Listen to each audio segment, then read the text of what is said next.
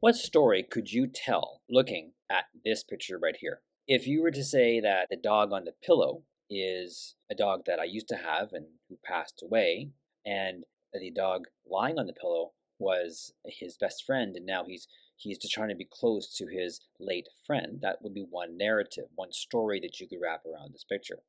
Another story you can give would be that the dog on the pillow, once again, in theory, could have passed away, or for some reason is no longer in my life. And this dog happens to be my second dog, and there is no connection. He's just asleep on a pillow made in remembrance for this dog who passed away. That would be another narrative that you can give around this photo. However, only one of those narratives is true. Now, you can think of other narratives, but only one of the two narratives that I gave is actually true. The dog in the pillow is a dog that I had. He passed away. And this other dog is my current dog. This is Milo. And Milo is my dog that I got months after my previous dog, Minion, passed away. There is no connection between the two dogs. Why is this important? Is because narratives are what we live by. People will say that we live on facts and truth. Yes, but no. We live on the narratives that we wrap around facts and truth. A narrative is a story about people or an organization or things or places that we tell. And just as the two narratives that I wrapped around the previous picture that I showed you, only one of them is false. There are narratives that we could wrap around people, organizations, things, or places that are simply false. And it's important that we not do this because the narratives that we wrap around people and or organizations, things, or places is going to determine how we're going to approach these people, organizations, and or things and or places, or I should also add non-human people, non-human animals. So if we have a false narrative around an animal, a dog, let's say, or the dog species, then we're going to treat that dog species in accordance with how we believe that is true, but then we would be treating them perhaps wrong. How could we treat a dog wrong? We could treat a dog wrong by looking at them incorrectly, by presupposing things that aren't true, because we have a certain way of thinking about the canine. And so the narrative that you wrap around something could be true, could be false, or it could be neutral or subjective, neither right nor wrong. So what's the conclusion here? We have to make sure that we're on guard. We have to be on guard and reject falsities, reject the false narratives that we tell ourselves, that we tell others, and that we're told by others. We have to use listening skills and critical thinking skills to determine where a narrative that we're giving and where a narrative that we are receiving is. Is it false? If so, reject it. If it's true, accept it. If it's neutral, not right, not wrong, respect it, because it may very well be true for them and not true for you, and we've got to respect that it is actually true for them, not for you, or vice versa. False for them, but maybe true for you. Again, we have to respect that reality. One statement that we can make about the dog training community is that dogs are our family or workers. They're not property. And this is something that I would subscribe to. The idea that we own dogs is a statement too, and that statement would be false because we don't own dogs. We don't own cats. We don't own these creatures. We own the responsibility of these creatures, but we don't own the creature themselves. The dog is your family, or the dog is a worker. The effects of adopting this view that our dogs are not property, we respect them as unique persons, as it were. And also, we will have a willingness to learn about the canine species, how they think, because they're unique, how they reason, and how they approach the world. And so we've got to remember that they are our equal. It's just they're different. So we got to treat them as different, not unequal. Or another statement that I have heard is that humans are superior in intellect to the canine. That there's a belief system that human beings are more intelligent than the dog, and this is simply false. Dogs are equal in intelligence to humans. They just have different views of life. Now, you may be thinking, well, hold on. Can dogs do complicated things? Can dogs think abstractly about topics like, say, maths or science or theological issues like, the existence of God?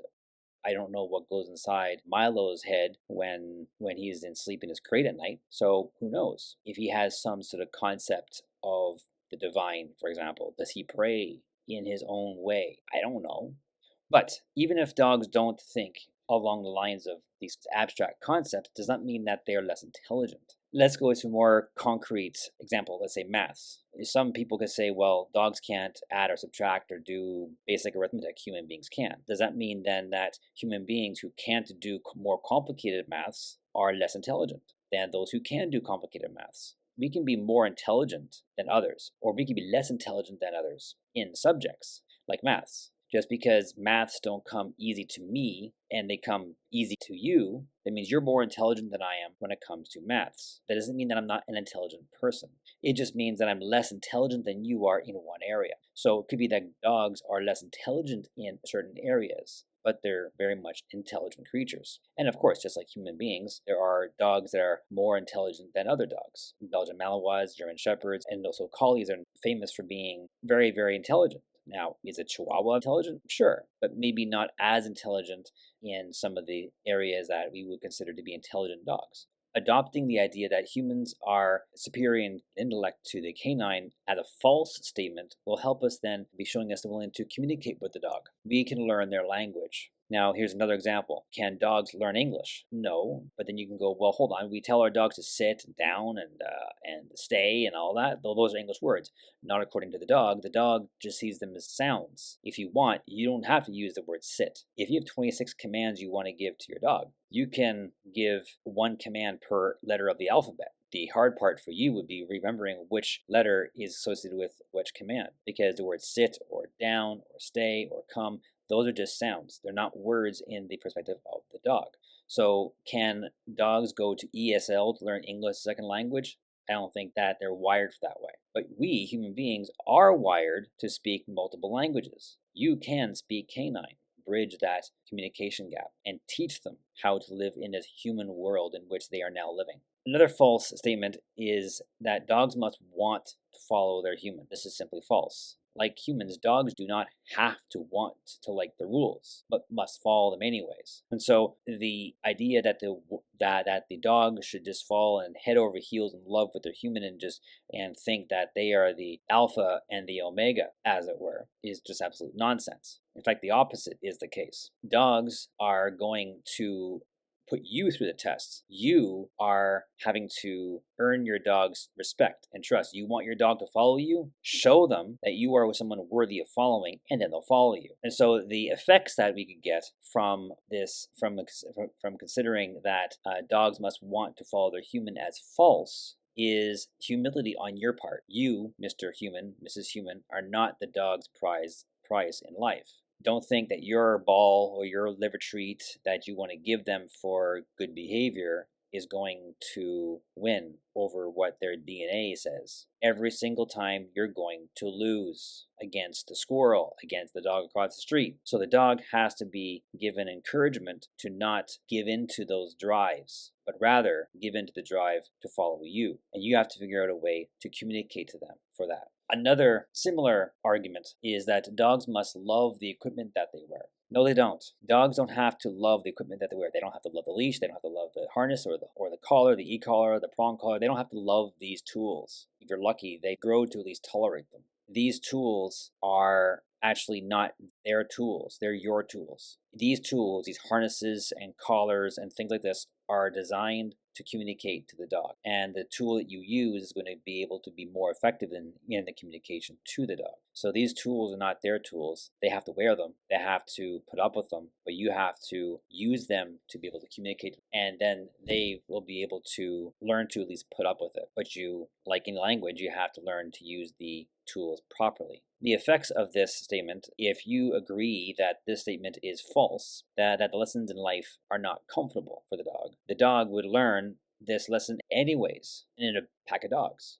that life includes undesirable rules and regulations and tools, or at least rules and regulations in the pack of dog. For us, we're the ones who add tools to that. And so this goes back to the intelligent discussion. When we respect the dog's intelligence, then we also respect the dog for being able to raise up to the standard of reasoning skills and accepting that life is not fun at times and we have to do things we don't like. Now, here is a statement that is very much a neutral statement. Commands like sit or stay or down, or other ones I haven't written here like come, are forms of work for the dog. I've heard many times throughout the dog training community talking about the commands as payment for services rendered, as it were, a job. The dog sits, we pay them our treat. The dog goes down, we pay them a treat. This is not right nor wrong. I personally don't agree with this approach, but if it is something that helps you put your head in the right place to be able to show leadership to your dog, then go for it. It is neutral. Right for you, not for me. The effects of